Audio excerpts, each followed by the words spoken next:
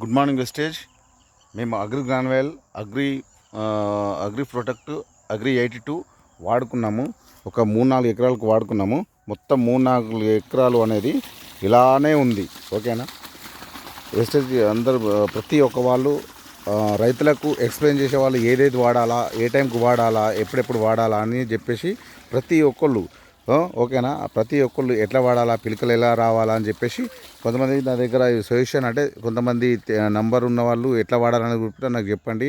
అది ఎప్పుడెప్పుడు వాడాలా, ఏ టైంలో వాడితే మనకు వర్క్ చేస్తుంది అని చెప్పేసి ఇలా. కానీ మేము మొక్కజొన్న కూడా వాడినాము. మొక్కజొన్న మాకు బాగా వచ్చింది.